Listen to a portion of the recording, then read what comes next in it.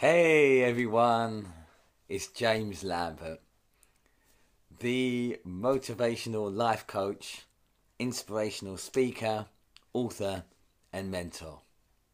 I went from knockouts to knowledge, and from headlocks to hugs. I still embrace people, just now in a more positive way.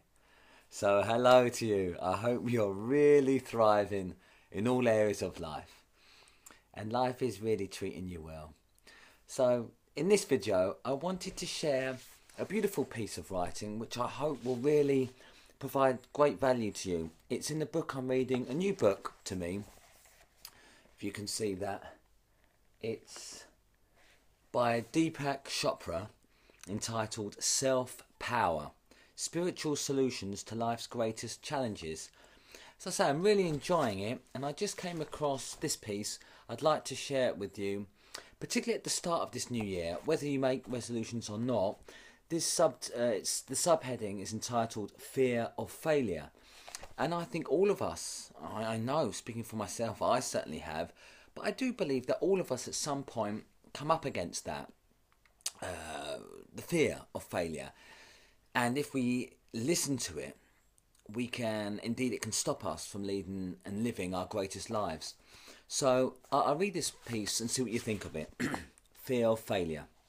Good decision makers are considered to be bold and fearless. With that in mind, most of us fake it, trying to appear more confident and sure of ourselves than we really feel. The great fools in history achieved their success by mastering a look of complete self-confidence.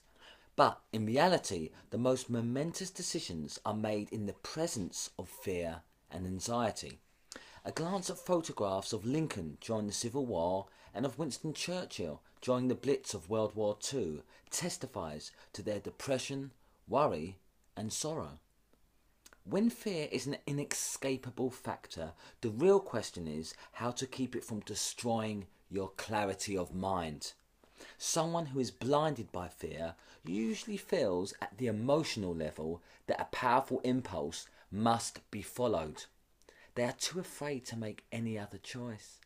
What is more insidious is hidden fear, because you may make the same bad choice as another person who is full of anxiety, yet you will delude yourself into believing that you are not anxious.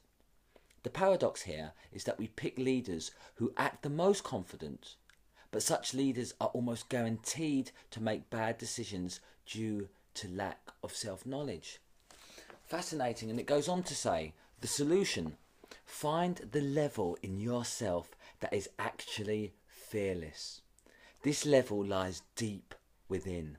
On the surface, the mind is unruly, agitated with the effects of anxiety.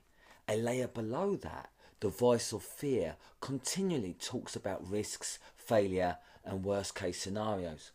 At the next layer, other voices make the case for reality, pointing out that fear is convincing, but not always right. Only when you can transcend this level do you reach the true self, which views every situation without fear. My favourite level. This is because fear comes from the past, arising from memory of pain. The true self lives in the present. Therefore, it has no contact with old hurts and wounds. In clarity, it can see that risks and bad scenarios exist. These aren't shoved aside or denied. Yet, in seeing the negatives, there is no correlation of fear. Love it. And you're talking about your true self. That's why I constantly allude to your unstoppable self and always sign off where I can with "you are unstoppable," for you are, and "I believe in you," for I do. And that is your essence, that your greatest self. It is fearless because it has no correlation to the past. It's not because it's focused now. The past doesn't exist. The future doesn't exist. All we've got is now, and in the present moment, with fear not in mind, you are fearless, you are emboldened, and you are unstoppable. Therefore, you can go out and show up to your best self. So whatever you're worried about, whether it's a forthcoming job interview, starting a new relationship, earning more money, emigrating, going on holiday, there's no need to be fearful. You know, your truest self isn't fearful. And I encourage you in closing in this video to really, as we come already to the end of this first week, of the first month of this new year, to really go out, live boldly. You don't have to apologise for being yourself. And warts and all, you know, you might have a few flaws. Hey, don't we all? And yeah, you're working on them. But in the meantime, get busy living. Get busy living, I say. So I hope you found value. The book was from Deepak Chopra's Self-Power. A great book.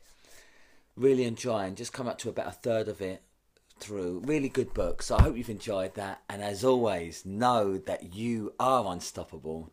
And I believe in you. Until next time, take care.